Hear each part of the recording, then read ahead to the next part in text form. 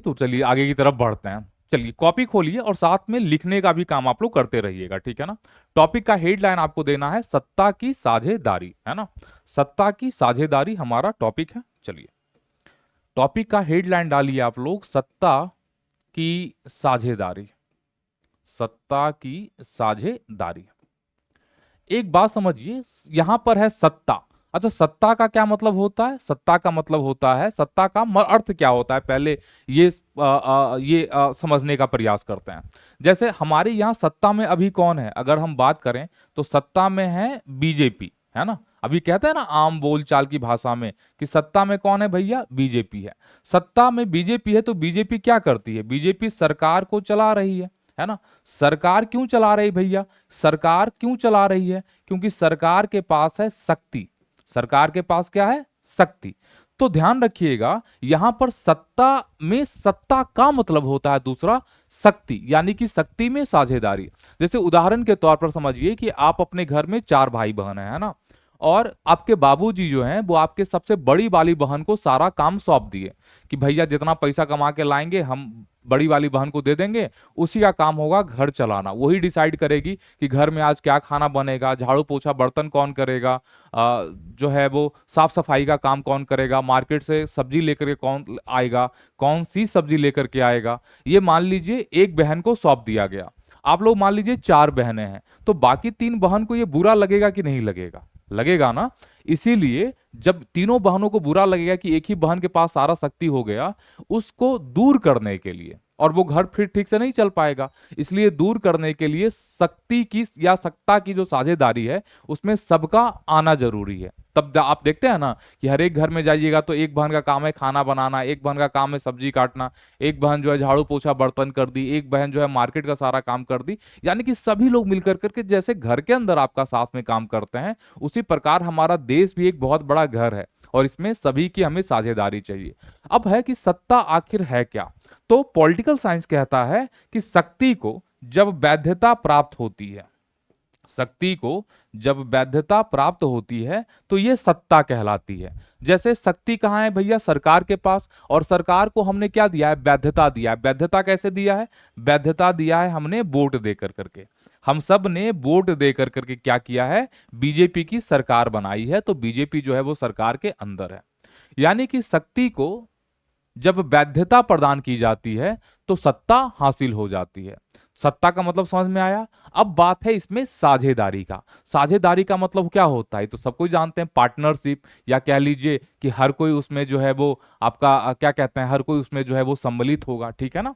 चलिए अब समझने का प्रयास करते हैं। हेडलाइन अगर जो आप समझ चुके हैं तो हेडलाइन के बाद बातें आप स्टार्ट करते हैं कि इस चैप्टर में हमें पढ़ना क्या होता है। देखिए जरा ध्यान से, कह रहा है कि इस अध्याय के साथ हम लोकतंत्र की उस यात्रा को आगे बढ़ाएंगे जो पिछले साल शुरू की थी। पिछले साल हमने देखा था कि लोकतांत्रिक व्यवस्था में सारी ताकत किसी एक अंग तक सीमित नहीं रहती।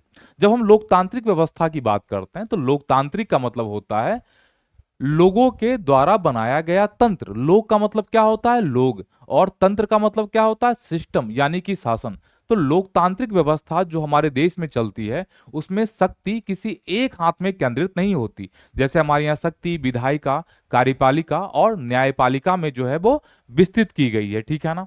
विधायिका, कार्यपालिका और न्यायपालिका के बीच पूरी समझ के साथ सत्ता को विकेंद्रित कर देना लोकतंत्र के कामकाज के लिए बहुत जरूरी है। जैसे आपके घर में हर एक ही आदमी अगर जो सारा काम करेगा तो वो क्या काम कर पाएगा क्या। जैसे मान लीजिए आपके बाबूजी हैं, वो बाहर जाके पैसा भी कमाएं, घर का साफ सफाई भी करें, खाना बना भी बनाए, बर्तन भी धोएं, मार्केट का भी सारा काम करें, तो क्या एक आदमी काम कर पाएगा, नहीं कर पाएगा। उसी प्रकार हमारे देश में भी एक व्यक्ति सारे काम नहीं कर सकता, एक संस्था सारे काम नहीं कर सकती। इसलिए क्या हुआ, शक्ति का विकेंद्रीकरण हुआ, कार्यपालिका, विधायिका और न्यायपालिका में विकेंद्रीकरण हुआ, ठीक है ना। अब ये कह रहा है कि पहला जो हम लोग 3 अध्याय पढ़ने वाले हैं उसमें इसी टॉपिक को पढ़ेंगे। कौन सा टॉपिक हमारा, यही सत्ता की साझेदारी। हम शुरुआत करेंगे बेल्जियम और श्रीलंका के 2 कथाओं के साथ शुरुआत करेंगे। ये दोनों घटनाएं बताती है कि विभिन्न लोकतांत्रिक शासन पद्धतियां सत्ता के बंटवारे की मांग को किस प्रकार से निपटती है। जैसे उदाहरण के तौर पर समझिए कि आप फिर से 4 बहनों का एग्जाम्पल लेते हैं। 4 बहनों में से एक बहन को पूरी सत्ता सौंप दी गई घर की, या 3 बहन जो है नाराज है। जब 3 बहनों ने आवाज उठाया कि बाबूजी हमको भी काम दीजिए, हम भी इस घर के हिस्सा हैं, परिवार के हिस्सा हैं, तो बाबूजी ने उन तीनों को मारना पीटना शुरू कर दिया कि तुमको रहना है तो रहो, नहीं तो घर से निकाल देंगे। लेकिन पड़ोस के जो बाबूजी थे वो बहुत समझदार थे। उन्होंने कहा कि हाँ भाई बात तो सही है, और जो शक्ति है और सत्ता है ये चारों बहनों में उन्होंने बराबर बराबर बांट दी। तो उसी प्रकार 2 एग्जाम्पल्स यहां पर हमें दिखाई देंगे, एक बेल्जियम का और दूसरा हमारा श्रीलंका का, ठीक है ना। ये कह रहा है कि इस घटना से समझने में हमें मदद मिलेगी कि आखिर लोकतंत्र में सत्ता के बंटवारे की जरूरत आखिर क्यों होती है, और इन रूपों पर बातचीत करेंगे जिसकी चर्चा हम अगले और 2 अध्यायों में करने वाले हैं। तो ये तो हमारा परिचय था। अभी आप थोड़ा सा लिखना स्टार्ट कीजिए। सत्ता की साझेदारी, आप हेडलाइन डालिए। आपको पता है कि हम साथ में लिखवाते भी चलते हैं, और यही कारण है कि हमारे सारे क्लासेज एक दूसरे से अलग होते हैं, ठीक है ना। अगर पुराना एनसीईआरटी से ये एनसीईआरटी और ज्यादा बेहतर होगा, है ना, तो हमेशा ये अलग होता है। लिखिए सत्ता की साझेदारी, हेडलाइन डालिएगा, और छूटना नहीं चाहिए लिखने में, तो ध्यान रखिएगा, है ना।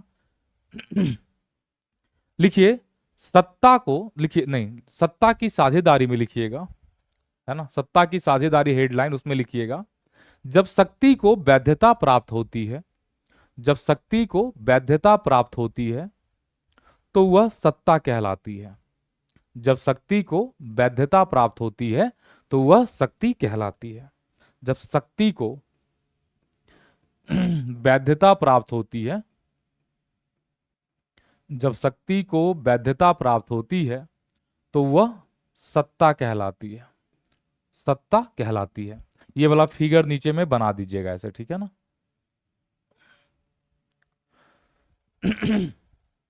शक्ति को जब वैधता प्राप्त होती है तो वह सत्ता कहलाती है।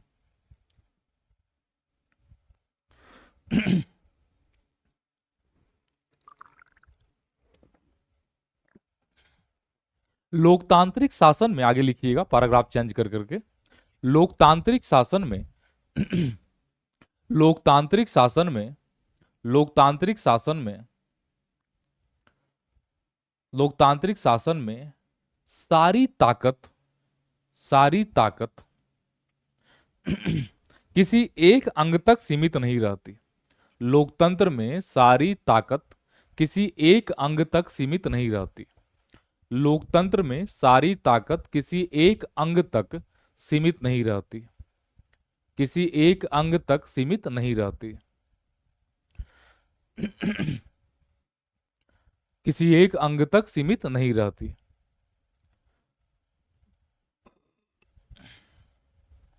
अर्थात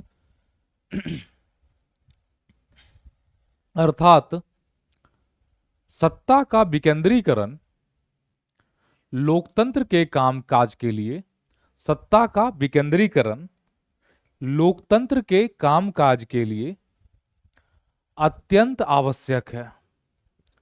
सत्ता का विकेंद्रीकरण लोकतंत्र के कामकाज के लिए अत्यंत आवश्यक है, अत्यंत आवश्यक है। अत्यंत आवश्यक है, ठीक है। चलिए पता नहीं गला थोड़ा सा खराब लग रहा है, चलिए समझने का प्रयास कीजिए। आगे का हेडलाइन आपको लिखना है बेल्जियम और श्रीलंका। जैसे जैसे यहां पे चल रहा है वैसे वैसे आपको भी साथ में चलना है। बेल्जियम और श्रीलंका। तो सबसे पहले बेल्जियम और श्रीलंका की हम आपको कहानी बताते हैं। आपके पास एनसीईआरटी है, हम आपको एकदम लाइन बाय लाइन आपको हम यहाँ पर चीजें बताते चले जाएंगे विद द फिगर, ठीक है ना। कोई भी लाइन आपका मिस नहीं होगा, आप मिला लीजिएगा, ठीक है ना। तो ध्यान रखिएगा, सबसे पहले ये समझाता है हमें एनसीईआरटी, है ना, कि एक देश है, बहुत ध्यान से समझिएगा। इस देश का नाम है बेल्जियम। क्या है भाई? बेल्जियम। और बेल्जियम कहाँ का देश है? तो बेल्जियम एक देश है यूरोप का। कहाँ का देश है? बेल्जियम जो है वो यूरोप का छोटा सा देश है। एनसीईआरटी कहता है कि भाई इसका जो क्षेत्रफल है ये हमारे हरियाणा राज्य से भी छोटा है ना, यानी बहुत छोटा सा एक देश है। लेकिन इसकी सीमाएं, अगर हम बात करें इसकी सीमाएं यानी कि इसकी जो बाउंड्री है वो करीब 4 देशों के साथ लगती है। पहला देश है हमारा फ्रांस, है ना, दूसरा देश है, बताइए। अगर जो आपके पास किताब होगा तो आप बता भी सकते हैं सामने देख करके के। फ्रांस है, दूसरा है नीदरलैंड, है ना, दूसरा है नीदरलैंड। तीसरा वो देश है जहां से इसकी सीमा लगती है, वो है जर्मनी, है ना, जर्मनी। और चौथा जो देश है वो है लग्जमबर्ग, है ना, बहुत अमीर देश है, आपको पता है, बहुत अमीर देश है लग्जमबर्ग, है ना। तो इन चार देशों के साथ इसकी सीमाएं लगती है। आबादी भी इसकी जो है वो हरियाणा से थोड़ी ही अधिक है, ये बातें एनसीईआरटी हमें बताता है। यानी कि सॉरी माफ कीजिएगा, इसकी जो आबादी है वो हरियाणा के आबादी की आधी है। लेकिन कह रहा है कि इस देश में जातीय बुनावट बहुत ज्यादा कठिन है। अब यहां पर एक शब्द है जातीय बुनावट। जातीय बुनावट का मतलब है एक ऐसा देश जहां पर जो है विभिन्न जाति के या नस्ल के लोग जो है वह एक साथ आपके आकर कर करके रहता है ना। जाति, इससे पहले हमें यह समझना पड़ेगा कि जातीय शब्द का मतलब क्या होता है।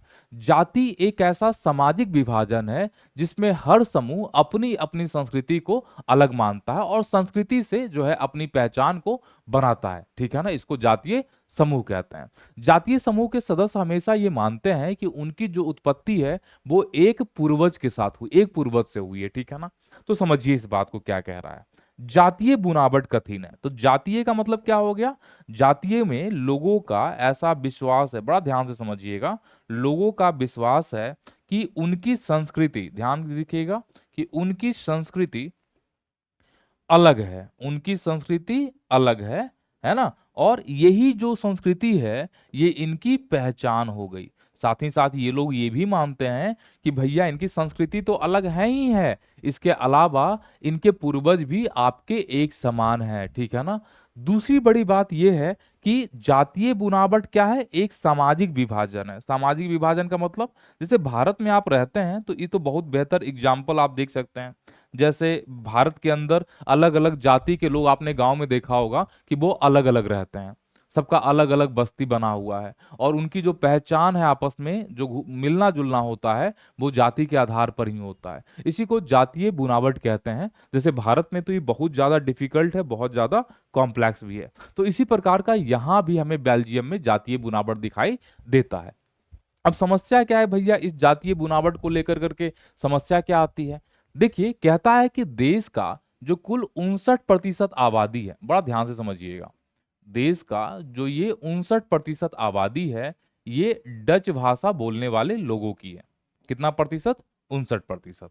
साथ में यहां पर जो 40% आबादी है, ध्यान रखिएगा, ये जो है वो फ्रेंच भाषा बोलने वाले लोगों का है। फ्रेंच भाषा मतलब जो फ्रांस में भाषा चलता है ना, वो फ्रेंच भाषा बोलने वाले लोगों का है, ठीक है ना। तीसरा जो 1% देखिए बच गया, ये आपका कौन सा भाषा बोलता है, ये बोलता है जर्मन, है ना, जर्मन भाषा। यानी एक देश है जहां 3 प्रकार के भाषा बोलने वाले आपके लोग हैं, है ना। डच वाले जो लोग हैं, जो डच भाषा बोलते हैं, ये एक विशेष इलाके में रहते हैं, इसको कहते हैं फ्लैमिश, है ना, इसको कहते हैं फ्लैमिश का इलाका, फ्लैमिश। दूसरा, ये जो फ्रेंच भाषा है, ये जिस इलाके में रहते हैं इसको बोलते हैं बेलोनिया, इसको बोलते हैं बेलोनिया, बेलोनिया का इलाका। और ये जो बेचारे हैं 1% जो जर्मन है, वो पूरे देश में एकदम से फैले हुए हैं, ठीक है ना, तो इनका कोई खास इलाका अपना नहीं है। अब प्रॉब्लम ये है यहां पर, समझिएगा इस बात को, कि अल्पसंख्यक, देखिए इसमें अल्पसंख्यक कौन है, अल्पसंख्यक देखिए दो हैं, एक तो जर्मन है तो इनका तो 1% है, तो इनको आप इग्नोर करके चलिए। 40% जो है ये क्या है, आपका अल्पसंख्यक है। अल्पसंख्यक का मतलब होता है बहुसंख्यक को छोड़ करके सारा, ठीक है ना। तो ये क्या हो जाएगा, आपका अल्पसंख्यक हो गया। बहुसंख्यक को छोड़ करके सारे लोग क्या हो गए, अल्पसंख्यक। तो अल्पसंख्यक यहां पर कौन है बेल्जियम के अंदर, जो आपके फ्रेंच भाषा बोलते हैं, ठीक है ना।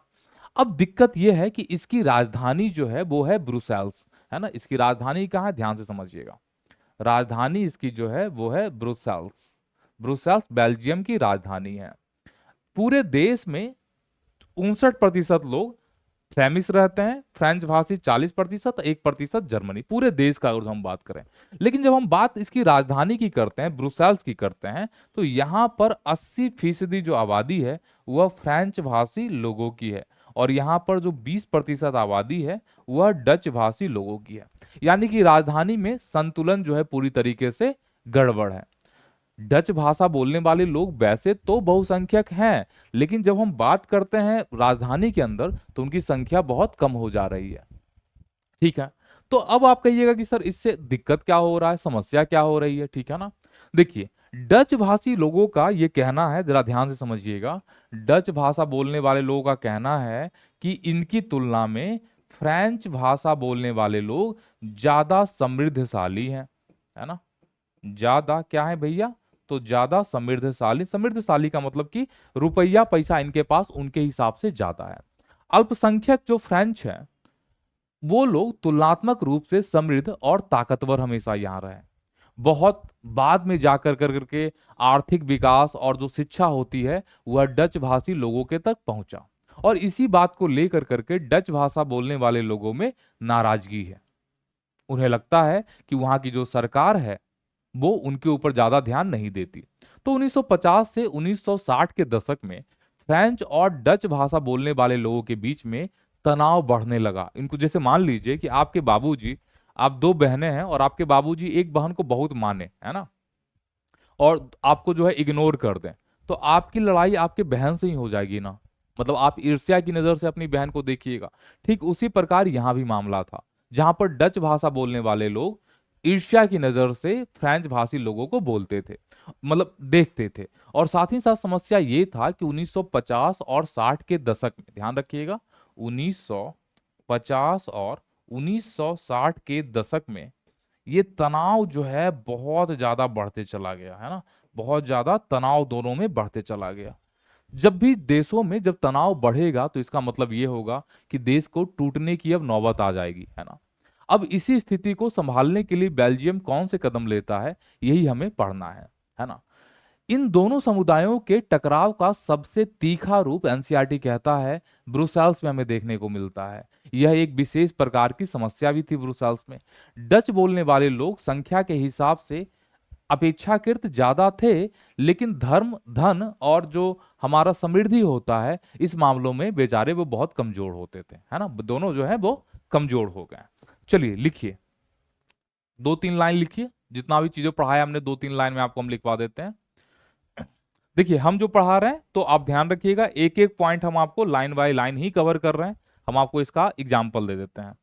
बेल्जियम यूरोप का एक छोटा सा देश है, क्षेत्रफल के हमारे हरियाणा राज्य से भी छोटा। इसकी सीमाएं फ्रांस, नीदरलैंड, जर्मनी और लग्जमबर्ग से लगती है। इसकी आबादी 1 करोड़ से अधिक, थोड़ी अधिक है, यानी कि हरियाणा की आबादी से करीब आधी। इस छोटे देश के समाज के जातीय बुनावट बहुत जटिल है। देश की कुल आबादी 59% हिस्सा फ्लैमिश इलाके में रहता है और डच बोलता है।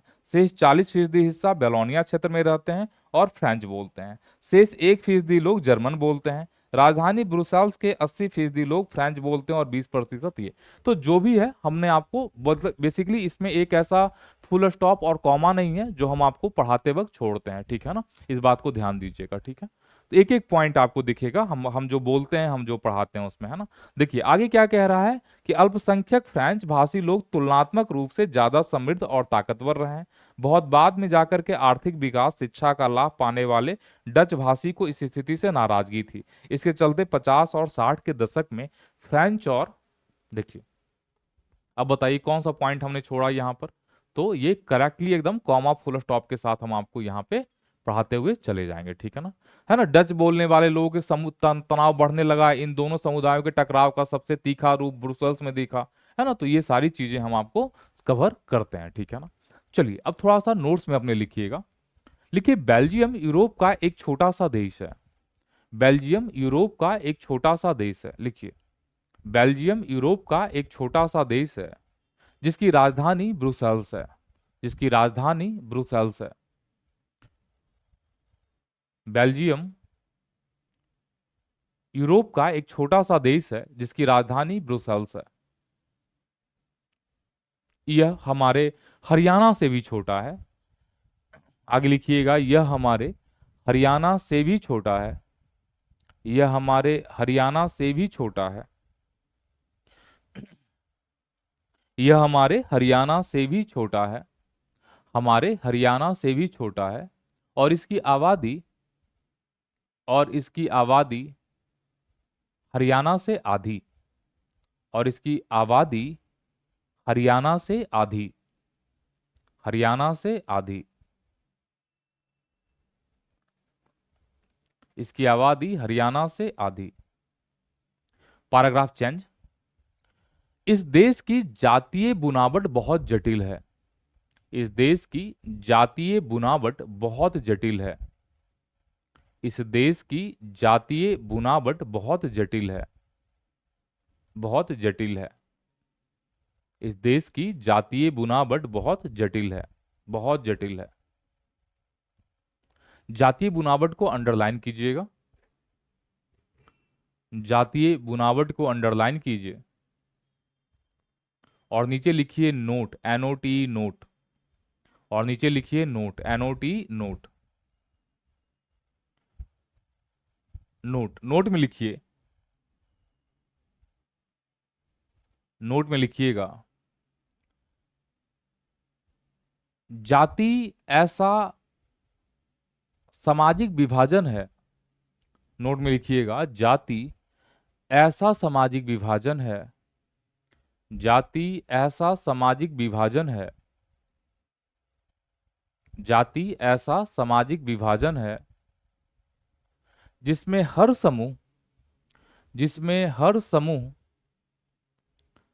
अपनी अपनी संस्कृति को, जिसमें हर समूह अपनी अपनी संस्कृति को अलग मानता है, अपनी अपनी संस्कृति को अलग मानता है। हर समूह अपनी अपनी संस्कृति को अलग मानता है, अलग मानता है। Paragraph change, paragraph change, paragraph change. इस देश का 59% लोग, इस देश में, आगे लिखिएगा पैराग्राफ चेंज करके, इस देश में, इस देश में 59% लोग, कहां वीडियो रुक गया जी, चल तो रहा है। इस देश में 59% लोग, 59%, 59% लोग डच भाषा बोलते हैं। इस देश में 59% लोग डच भाषा बोलते हैं, डच भाषा बोलते हैं, और बैलोनिया के इलाके में, और सॉरी, डच भाषा बोलते हैं और फ्लैमिश इलाके में रहते हैं। इस देश में 59% लोग डच भाषा बोलते हैं और फ्लैमिश इलाके में रहते हैं, फ्लैमिश इलाके में रहते हैं, फ्लैमिश इलाके में रहते हैं। जबकि 40% फ्रेंच बोलने वाले लोग, जबकि 40% फ्रेंच बोलने वाले लोग, जबकि 40% फ्रेंच बोलने वाले लोग, 40% फ्रेंच बोलने वाले लोग बेलोनिया के इलाके में रहते हैं। 40% फ्रेंच बोलने वाले लोग बेलोनिया के इलाके में रहते हैं, बेलोनिया के इलाके में रहते हैं, बेलोनिया के इलाके में रहते हैं। Full stop. डच भाषी लोगों का आरोप है, डच भाषी लोगों का आरोप था, डच भाषी लोगों का आरोप था कि वहां की सरकार, कि वहां की सरकार फ्रेंच भाषी लोगों पर ज्यादा ध्यान देती है। डच भाषी लोगों का आरोप था कि वहां की सरकार फ्रेंच भाषी लोगों पर ज्यादा ध्यान देती है, फ्रेंच भाषी लोगों पर ज्यादा ध्यान देती है। इसके परिणाम स्वरूप, कॉमा लगा के लिखिएगा, इसके परिणाम स्वरूप, इसके परिणाम स्वरूप, इसके परिणाम स्वरूप दोनों समुदाय में, इसके परिणाम स्वरूप दोनों समुदायों में, इसके परिणाम स्वरूप दोनों समुदायों में 1950 और 60 के दशक में, 1950 और 60 के दशक में तनाव बढ़ता गया। 1950 और 60 के दशक में तनाव बढ़ता गया। 1950 और 60 के दशक में तनाव बढ़ता गया। तनाव बढ़ता गया, फुल स्टॉप। ठीक है ना, यहां तक हमारा एक टॉपिक क्लियर हो गया।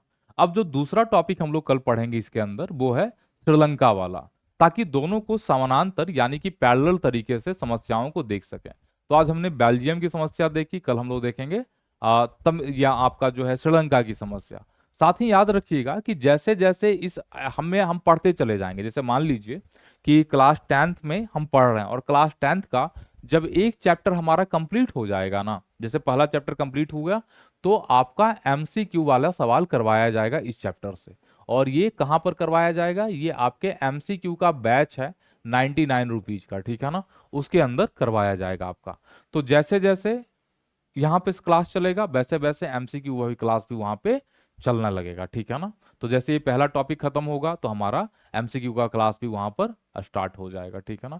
99 का क्लास है, मेरे ख्याल से उसमें एमसीक्यू है और प्लस आपका लूसेंट है, ठीक है ना। चलिए मिलते हैं कल की क्लास में, आप सबका बने रहने के लिए बहुत बहुत धन्यवाद।